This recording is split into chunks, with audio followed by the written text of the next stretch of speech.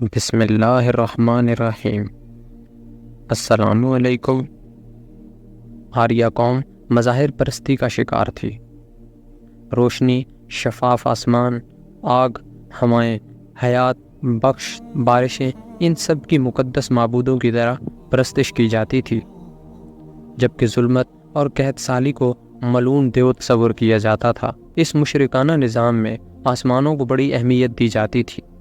سورج کو آسمان کی آنکھ کہا جاتا تھا اور روشنی کو آسمان کا فرزند۔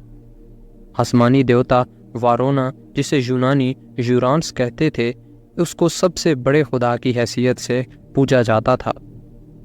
اس کے علاوہ متھرا، جو روشنی کا دیوتا تھا، اس کی بھی پوجا کی جاتی تھی۔ وارونا اور متھرا کے بارے میں ان کا عقیدہ تھا کہ وہ انسانوں کے دلوں کے حالات اور ان کے اعمال کا مشاہدہ کرتے اور پھر وہ دونوں سب کچھ دیکھنے والے ہیں۔ اس مظاہر پرستی کے دور میں زرتشت کا ظہور ہوا۔ یہ ایران کے قدیم مذہب کا بانی تھا۔ کچھ عرصہ قبل اسے ایک فرضی شخص سمجھا جانے لگا تھا، جس کا کوئی حقیقی وجود نہ تھا، لیکن اب ایسے دلائل و شواہد مل گئے ہیں جن کی بنا پر موجودہ دور کے مورخین اور محققین اسے ایک حقیقی شخص یقین کرنے لگے ہیں۔ زرتشت آذربائیجان کے صوبہ کا باشندہ تھا۔ اس کی پیدائش یورومیہ جھیل کے قریب کنارے پر ایک قصبہ میں ہوئی۔ اس کا نام بھی یورومیہ تھا۔ اس کا عہد شباب تنہائی اور خلوت گزینی میں بسر ہوا۔ اس وقت وہ ہمیشہ غور و فکر میں مصروف رہتا۔ اس اثناء میں اسے خواب میں 7 مرتبہ بشارتیں ہوئیں، جس کی بنا پر اسے یقین ہو گیا کہ اسے اللہ تعالیٰ نے پیغمبری کے منصب پر فائز کیا ہے، اور اس نے اس کا اعلان بھی کر دیا۔ ابتدائی طویل سالوں میں اسے بہت کم کامیابی ہوئی۔ پہلے 10 سالوں میں اس کے حلقہ عقیدت میں صرف ایک شخص داخل ہوا۔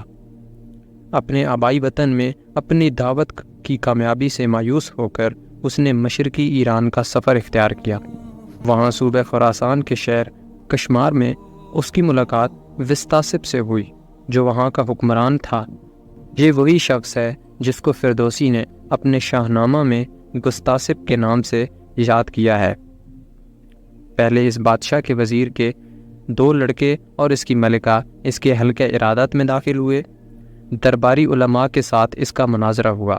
انہوں نے اپنے جادو کے زور سے اس پر غلبہ پانا چاہا، لیکن سب کو رسوا کن شکست کا سامنا کرنا پڑا۔ آخر کار بادشاہ بھی اس کی عقیدت مندوں میں شامل ہو گیا۔ گستاسب اس کا دستے راست ثابت ہوا۔ اس کی وجہ سے اس مذہب کو ترقی اور عروج نصیب ہوا۔ اسی اثناء میں وسط ایشیا کے تورانیوں نے ایران پر حملے شروع کر دیے۔ ایک روایت کے مطابق تورانیوں اور زرتشتیوں کے درمیان فیصلہ کن جنگ جدید سبزوار کے قصبہ کے مغرب کی طرف ایک میدان میں لڑی گئی۔ تورانیوں نے جب دوسری مرتبہ حملہ کیا تو زرتشت، جو اپنی عزت و ناموری کے عروج پر تھا، بلخ کے مقام پر قتل کر دیا گیا۔ ایک روایت یہ بتاتی ہے کہ زرتشت قربان گاہ پر اس وقت مارا گیا جب اس کے گرد اس کے عقیدت مندوں اور امتیوں کا ایک انبوہ کثیر تھا۔ یہی مصنف زرتشت کی پیدائش اور وفات کے بارے میں لکھتا ہے۔ بعض مورخین کی رائے میں وہ 1000 سال قبل مسیح پیدا ہوا، اور بعض نے 660 قبل مسیح اس کا سال پیدائش متعین کیا ہے، اور یہی قول زیادہ صحیح ہے۔ اس کی وفات 583 قبل مسیح میں ہوئی۔ اس کی کتاب کا نام زند ہے۔ جس خداوند برتر کی تعلیم زرتشت نے دی اور خدا کا جو تصور زرتشت کے پیروکاروں میں اس کے بعد رواج پذیر ہوا، اس میں امتیاز کرنا ضروری ہے۔ زرتشت نے جس خدا کی اہلویت کا پرچار کیا، وہ بڑا مہربان، ساری کائنات کا خالق اور تمام صفات کمال سے متصف تھا۔ لیکن بعد کے زمانے میں احوار امسدا کو اگرچہ تمام دوسرے معبودوں پر برتری اور فوقیت حاصل رہی، لیکن عبادت صرف اس کی نہیں کی جاتی تھی، بلکہ اس کے علاوہ 6 دیگر غیر فانی اور مقدس بستیاں تھیں جن کی پرستش کی جانے لگی تھی۔ بلکہ وہ مظاہر فطرت جن کی پرستش کو اس عظیم مسلح نے بالکل ختم کر دیا تھا، وہ پھر واپس لائے گئے تھے۔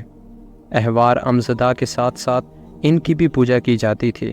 چنانچہ توحید خالص کے عقیدہ کی جو تبلیغ زرتشت نے کی تھی، اس عقیدہ کو رفتہ رفتہ ترک کر دیا گیا۔